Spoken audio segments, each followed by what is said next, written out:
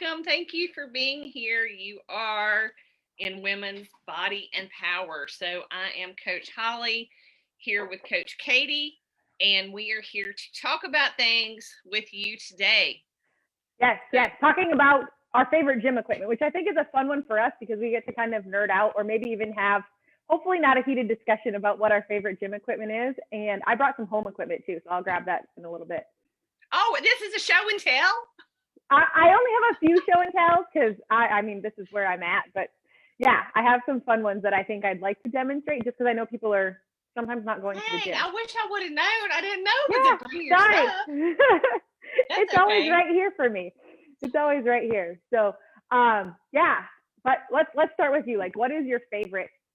If you had to name one piece of equipment that you can't live without, like they could never do without, what would it be? Equipment.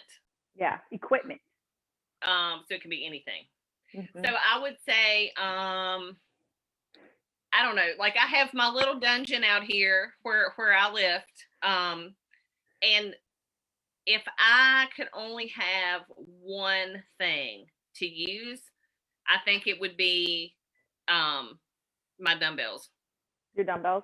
Because now, granted, I would prefer to have a bench also, but if I had to, I could use the floor. But it would be very close between dumbbells and a barbell. But the reason I picked dumbbells is because of this. Number one, dumbbells, you can generally get a deeper or better range of motion with dumbbells. My drawback to dumbbells is you can't go as heavy as with a barbell. But my reason for having the dumbbells would be range of motion and unilateral training. So I can do like one side at a time because I don't know if anybody notices this, but when you're in the gym, if you're on like a piece of like gym equipment, like a machine, say for example, leg extension. If you have a leg extension machine that the pad goes all the way across and your legs are both on it and you're doing it at the same time, you will tend to favor one side. The reason I like dumbbells is because you can do everything one side at a time and really focus on the individual muscle. Yeah. So you stole mine.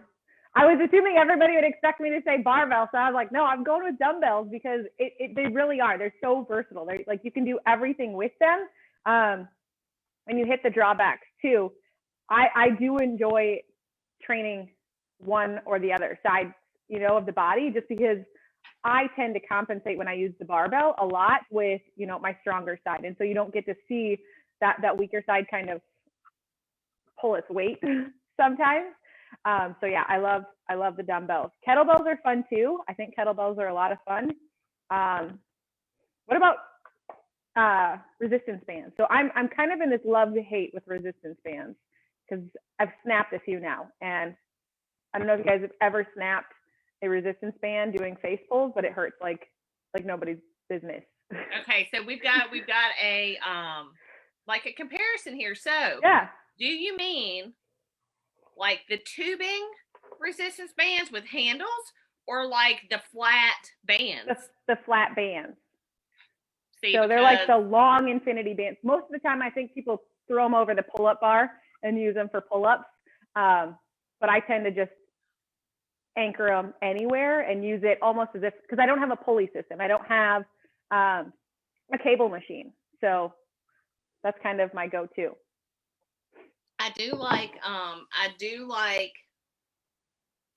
tubes a lot with the handles. But they have to be certain ones. You got to watch out because some of the stuff is really cheaply made and it will not even hold up like a year. And I've got a couple of the loops that are the flat that's very thin, which is not like they have the bands too that you can use like for assisted pull-ups and things like that, which are much thicker. So there's so many different variations of a band. Yeah. So they're good. I really like the tubes that have handles my favorites with those are like, because there's a pole in my basement, in my dungeon. So like to put it around the pole, like to do rows or to do flies. The other way I really like, they're really good like travel wise, because you can, stand on it and bring your handles up like for squats or like front raises, side raises.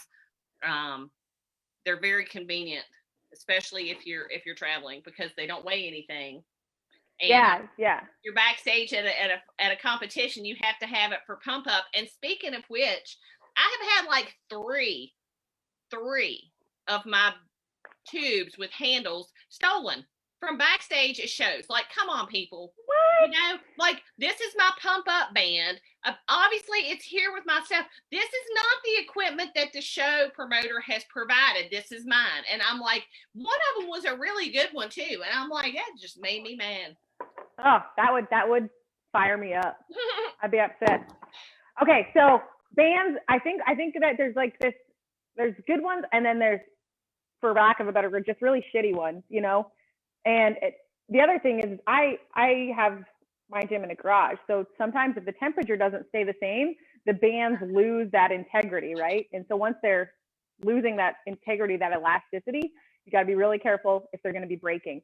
Let's play a little bit of a game and take it or leave it, right? Because there's some equipment out there right now, and I am just like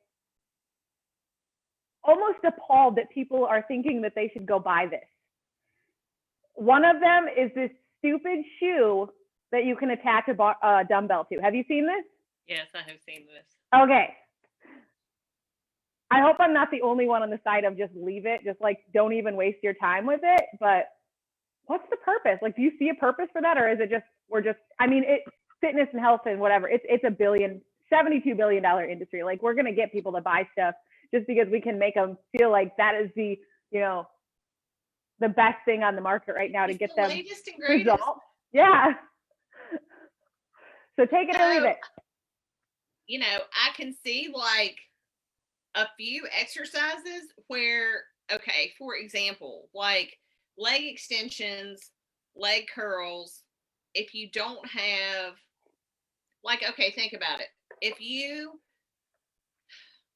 don't have a piece of equipment like a cable with an ankle attachment or something, how would you do a leg curl? I lay on my back and put the dumbbells between my feet. And you can use You mean lay on your stomach? Like, yes. Yeah, I lay on my back. Oh my gosh. Yeah. No, but also if you have access to a bench with an incline, you can, or a decline is better, you can lay on that and get a further range of motion too. Yeah. I can see where people would think that it's great, but really for like what it is, it's sort of pointless, because like all I can think of is leg extensions and leg curls, and one of the best leg curls you can do, and everybody has it. I mean, like I hardly know anybody. I don't know anybody who doesn't have a Swiss ball, right? Like the big ball that you sit on.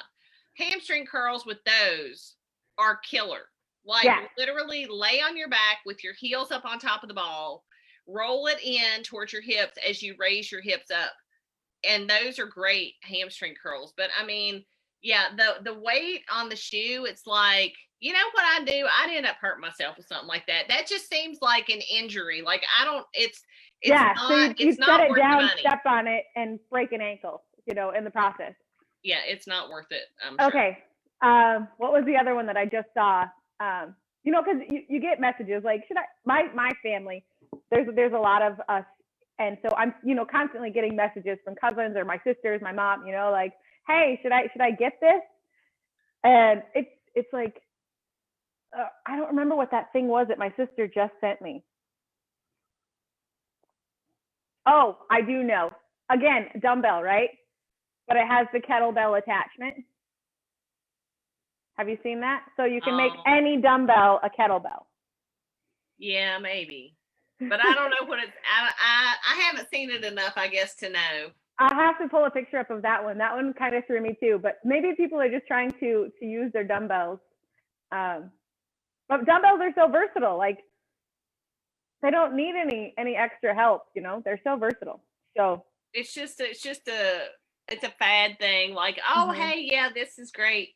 So like, think about like way back in the day, all of the different things that used to be the big thing. So the ones that I really remember were like, well, this is when I was little, was like Suzanne the Thigh Summers. Master. The Thigh Master. The Thigh right? Master. Yes. The Thigh Master, because you could do like chest, and you could do like the thigh, and that, I mean, I don't know who created. I think they should bring that one back. The Thigh Master was like, that's kind of a that was a good one, but that was a big to do. But I was thinking of what was that one thing? Didn't that guy like Tony Little promote something? Was it a piece of equipment? Well, Chuck Norris and Christy Brinkley did that like Total Gym or whatever, you know. Yeah, it was like yeah. the thing that slid, and you could do like cables and press. I've used one of those. I have my brother-in-law's ex-wife, so when they were married, she had one, and I got to use that, and I thought, oh, it looks so much cooler on TV. It always looks cooler on TV. Yeah. Okay, so remember, I think it was Jennifer Lee. She had that circle, the ab coaster or whatever like that. Yeah. You know, where you could slide side to side. Yes. That was, I don't know. You could do some pretty good obliques without that. You wouldn't really need that giant piece of equipment. Oh, the new one I've seen quite frequently now is, because I was looking up a barbell like pad for hip thrusts. So of course now, like, every ad I'm getting, because Facebook is just, as soon as you look something up or talk about it, Facebook is like boom, boom, boom, boom, ads, you know. Yeah. And so now I'm getting this, it's this mini bench, and it's on its own platform even. And then it has just an elastic band. So it's essentially hip thrusts, and that's all it's good for. Is it like a piece of wood or something? Yeah. Yes. But I want to tell people, like, you literally could do hip thrusts by standing on the same band. Like, just go get your band, your tubing. Yes. But yeah. So, or you know, you could do hip thrusts with dumbbells on your hip. Yeah. You know? Yeah. I oftentimes will use a kettlebell just because I don't like it digging in. So right. It's easier.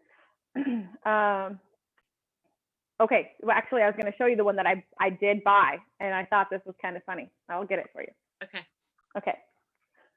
Because I'm pretty proud of it, actually. Super proud of it. Okay. You guys have seen these, right? Have you seen these? What is it? Coasters? Coasters. Okay, wait, no. I gotta throw back to like when I started boot camps in paper plates. 2008. Furniture movers.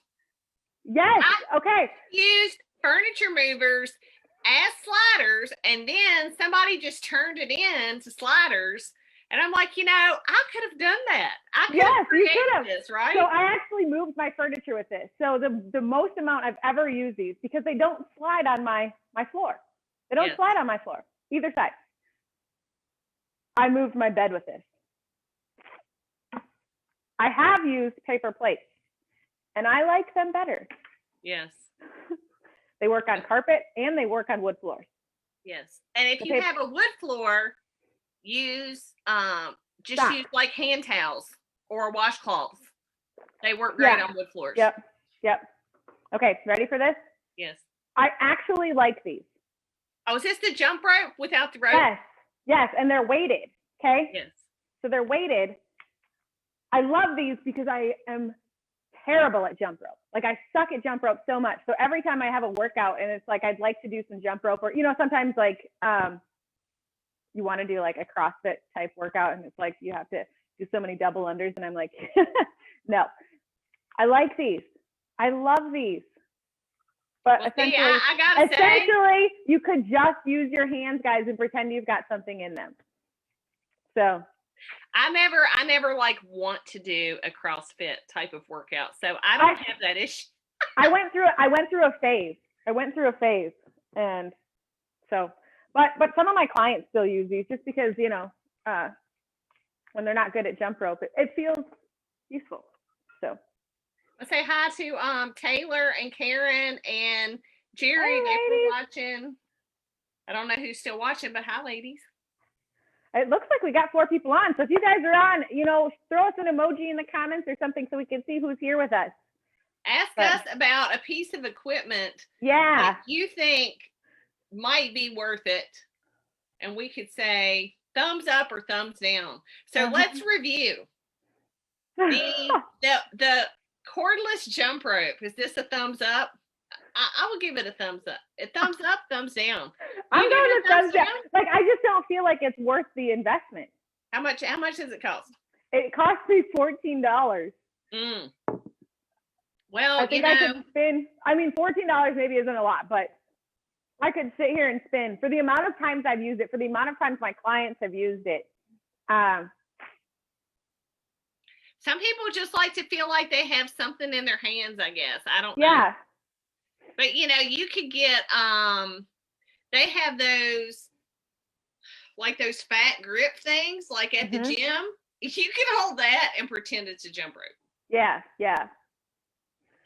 I don't know. I feel like if you actually make yourself use a real jump rope, yes, it's hard, but guess what? You will get better with practice. Oh, I know that that's the truth. I just don't want to admit that that's what I should be doing. It hurts. Every time I slam myself in the back of the head or in the shins, it hurts. I know. I can't even find my jump rope now. That's how long it's been since I've jumped rope. I don't even know where my jump rope is.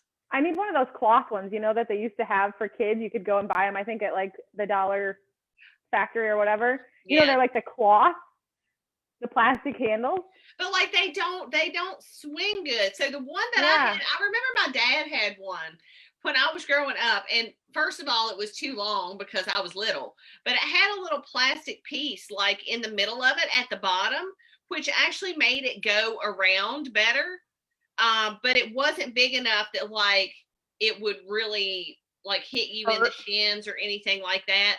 But it was like you needed that piece on the in the middle of it, so it would like you could hear it like hit the ground, but it made it weighted enough that it would go around like revolutions better. Yeah.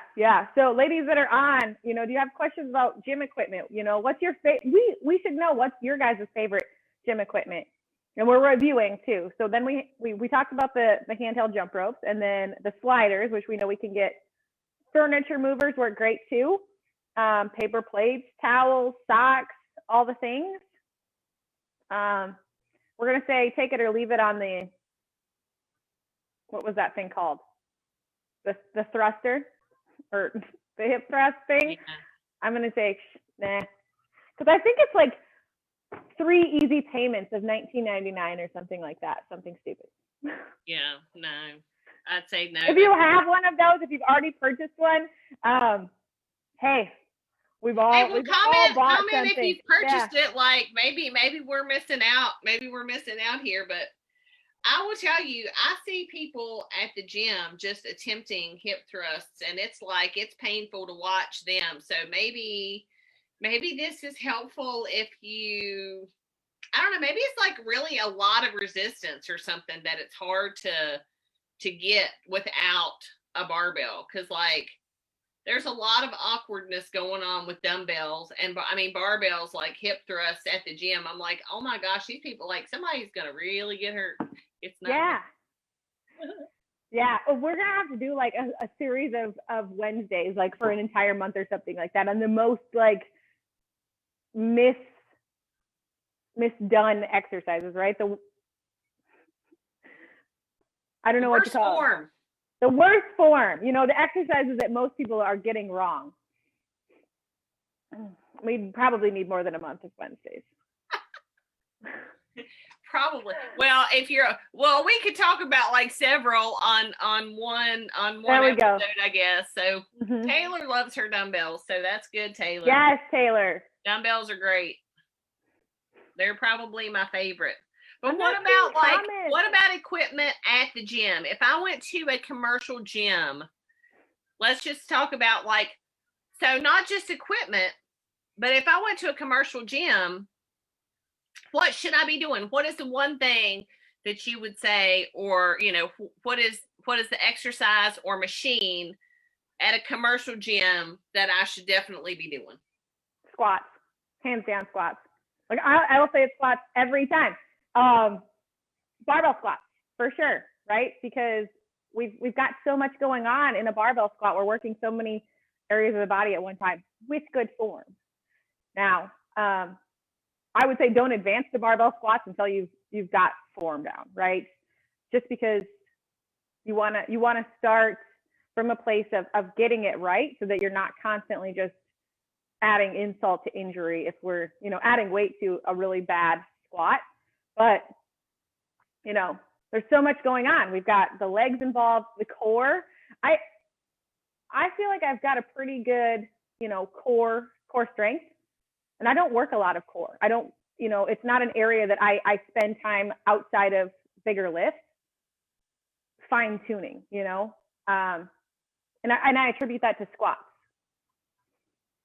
So how do you know, how do you know if you're doing, how do you know when you're ready to move to barbell squats? What should you start with? Yeah, well, if you don't know that you're ready or not to move to barbell squats, ask one of us. You can send us a video. I would say get some eyes on it, get some professional eyes on it. The girl or the guy that's walking up to you at the gym and trying to tweak your form, it may not be the best eyes on it. I've seen lots of misinformation, as we've kind of got those people trying to give that unsolicited advice, which is good sometimes. It's nice and helpful. Other times it's the exact opposite. But yeah, get somebody else's eyes on it. It's really easy to take a video, a side video of it for sure, and then take a front video of your squat, and you'll be able to see if the things that are supposed to be happening are happening, right? So the bar is staying over midfoot, you're getting past parallel, and your knees aren't caving in, or toes and heels aren't lifting. So those are the things that I look for first, so we know we've got a solid foundation, and then we just build from there. So I had a guy come up to me at the gym, and so a friend of mine was lifting with me as well. Well, she has had a hip injury. She was in a car wreck years ago, and one of her hips is like fused or something. I don't know. But anyway, so literally her hip movement is not the best. So when she squats, she tends to lean a little bit more in the upper body, right? Because there's mobility issues, right? At the hip? Okay. Yeah. So there's nothing she can do about it. She can't improve it. Like, she's literally fixed this way. So should she not do squats? This dude comes up and he's like, he's talking to me, but he's like, she really shouldn't be leaning over like that, should she?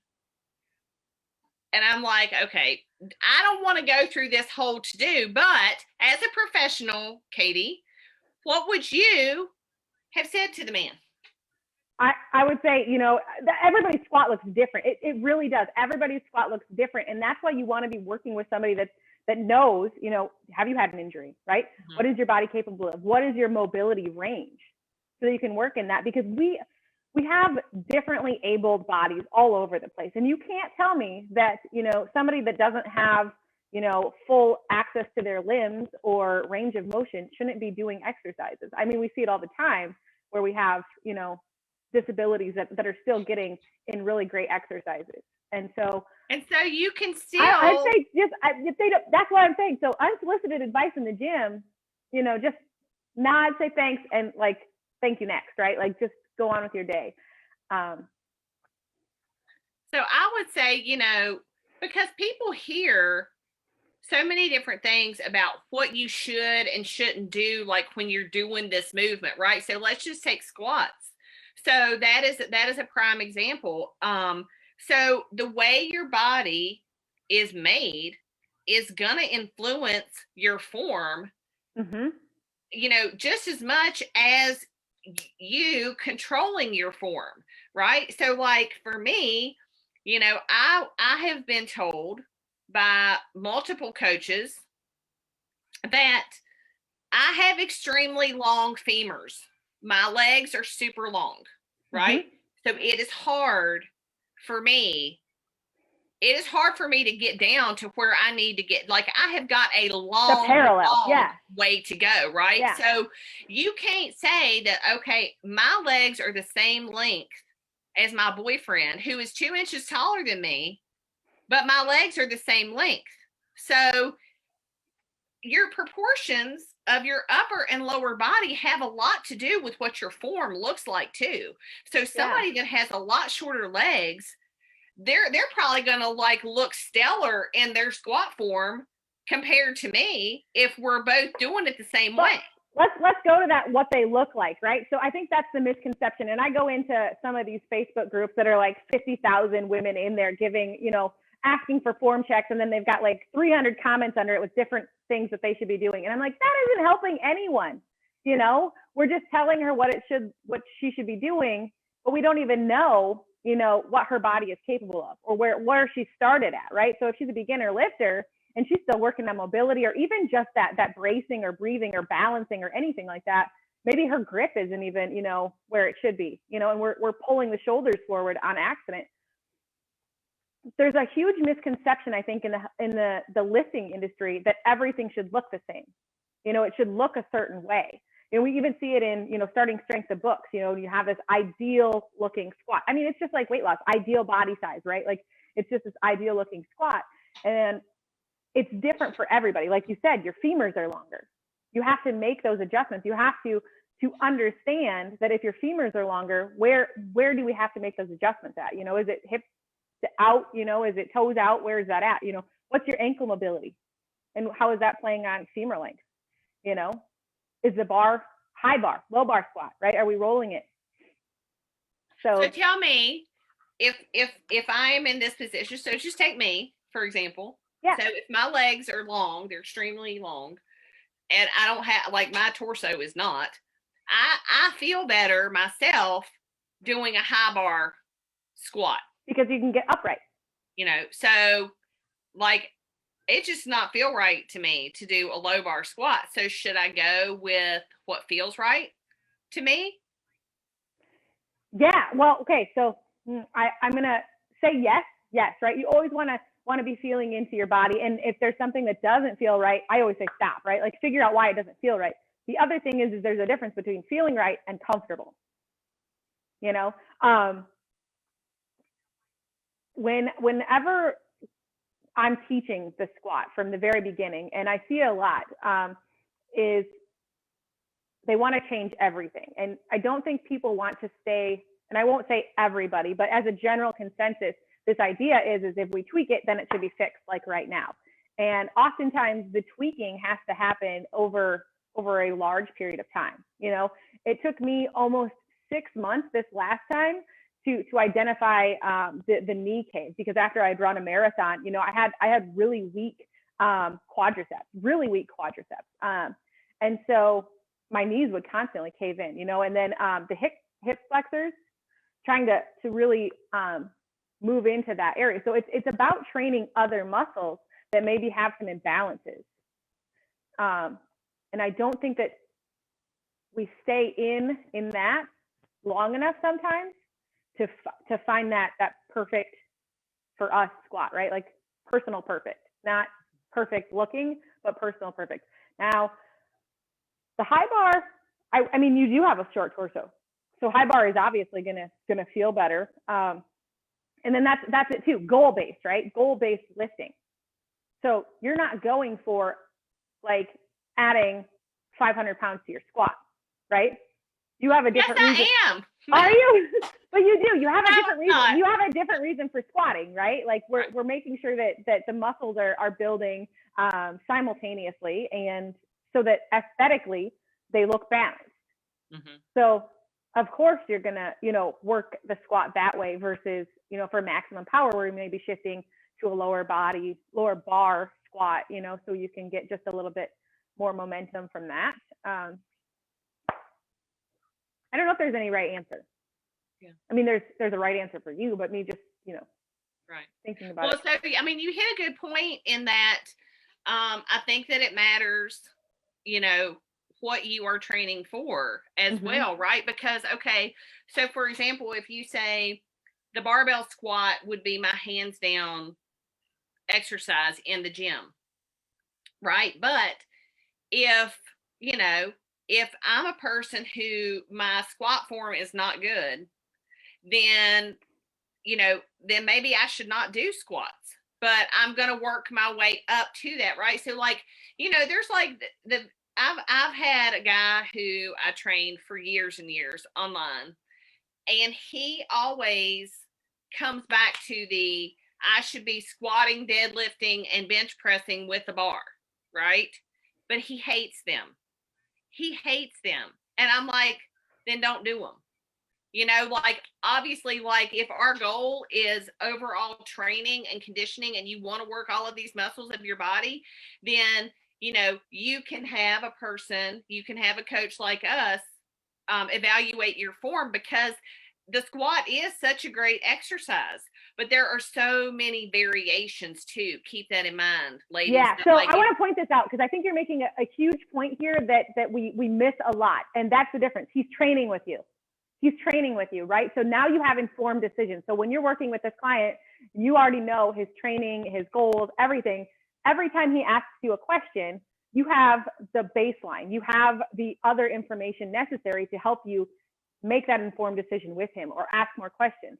I think that, and you'll see this too in the industry, right? Like you get these questions where it's a random text or, somebody at the gym is like, oh, you're the gym owner, should I be doing this?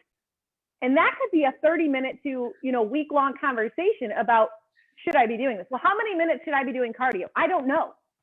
Like, I can't tell you till we have a baseline, right? Like, y'all, it's like, this is not it's not a black and white yes or no question. Like, and I have had, like, you're exactly right. Like, I can't tell you the hundreds of Facebook messages I have gotten since I've owned a gym. You got to keep in mind, my first gym opened 21 years ago. So where I'm from, as far as fitness goes, like, I'm it. Like, if somebody in our little town where I grew up in needs a question, they're going to ask me. But they don't understand that it's not like I can't just tell you this is it. This is the answer, because it is not the answer for everybody, right? You've got to look at so many things, just like the piece of equipment or the exercise that you're doing. Why do you want to do it? What are your goals? What have you been doing? What is your end game? What are all of the things that you've dealt with in the past? Any kind of injuries you've had? This is not something like I can just answer. And not just like so I'm sure you're going to say what I'm thinking you're going to say, but let's just pretend I'm the client, right? I walk into your gym and I'm like, you're like, hey, how's it going? What are you doing today? I got to do 30 minutes of cardio, like I got to get this done. And then your question is, oh, what are you training for? Well, I'm trying to lose weight. So I have to do 30 minutes of cardio, and then I have to do, 20 minutes of abs, and then I have to do this. Why? Well, because that's what the internet said. I mean, literally, that's what happens. That's so often what happens is that's the norm, right? Like, well, that's what, WebMD says even, like 30 minutes, make sure you get in your 30 minutes or whatever it is. But then it's always, my question is always like, well, what are you training for, right? What's the end goal? And it's hard to say when weight loss is the end goal, when it's just about changing the size of your body versus like performance wise, there's no rules, like any sort of activity is going to create that calorie burn, right? That use of, it's going to increase heat essentially, right? Like burning. So that for me is, it's the hardest question to answer, because I want to be like, okay, but seriously, what's the goal? Like, what are we working on? Let's sit down. Let's move through what is it going to look like, because you can't just come in here and just be spinning your wheels, or we don't know what the training looks like. You need to be like, I think that anytime somebody sets a goal, you have to be like, you should be laser focused on what your goal is. You need to know. So ladies, if you don't know what your goal is, like, you're wasting time. because like if you don't have a specific plan like laid out, then okay, yes, you can work out just to feel good. Like honestly, like I will walk just to like get myself, because like I'm in front of a computer pretty much all day long, so I will have to get up and I have to go walk just because movement is like blood circulation, right? Which is like good for me, and it's good for my heart, it's good for my brain. And so when I walk, that is kind of like what that is about. But when I train, it is for something specific. I know what areas I need to work on more than others. I know what my focus is going to be.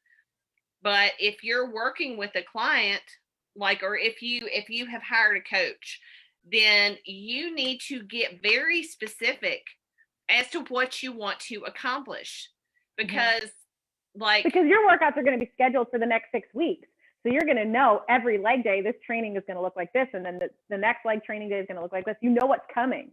Right. Or so even, so like, honestly, like a lot of the people that I'm working with, I'm doing, like if they have been with me for a while, then I can do training blocks of like 8 weeks. But somebody that just comes to me brand new, whatever their goal is, whether it is, to change their body shape, like I don't ever really say weight loss, like, because weight is irrelevant. Like I say, okay, if we want to say weight loss, then I'm going to call it fat loss, because we want to lose fat, not just weight. We don't want to lose muscle weight. We want to keep our lean muscle, right? So somebody that's brand new that comes to me, they're going to be in for 16 weeks, y'all. Like my programming is 16 weeks. And you know why?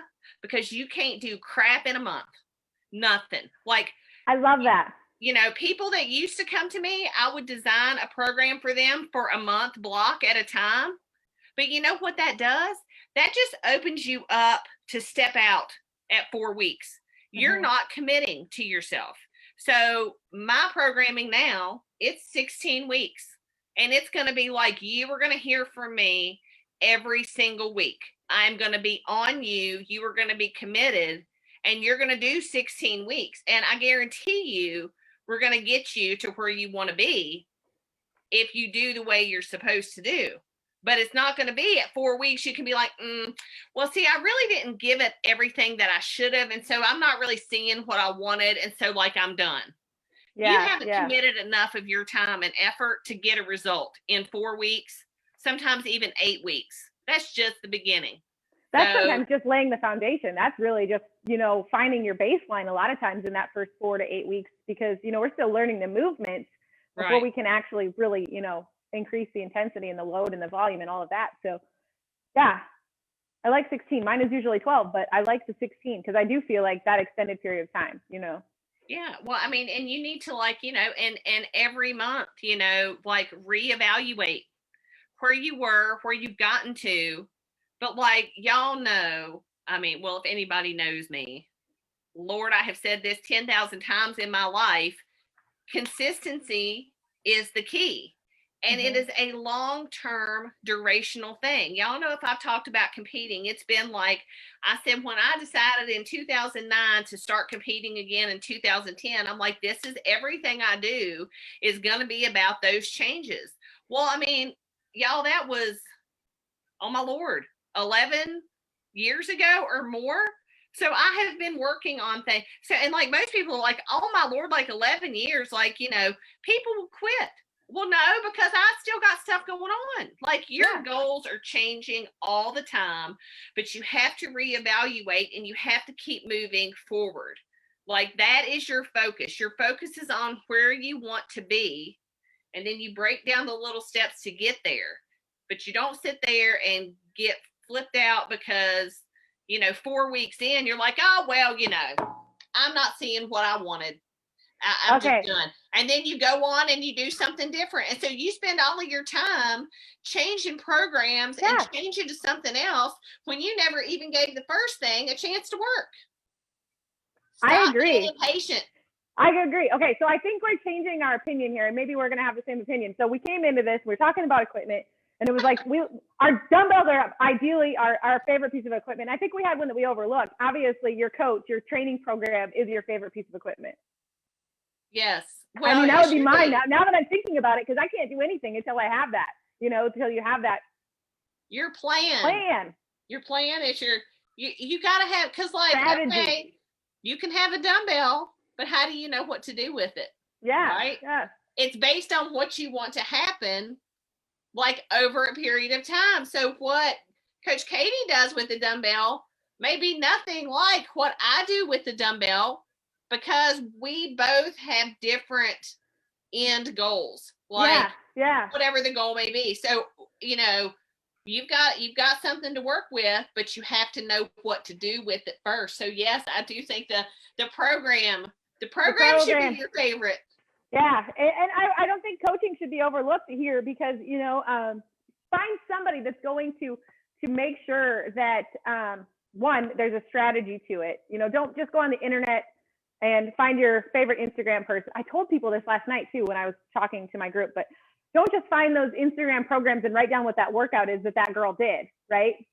Because that's part of her plan. That's part of her strategy. And you're only getting that tiny little piece of how she's putting it all together. So find someone that can put it all together for you, or figure out a way to do that.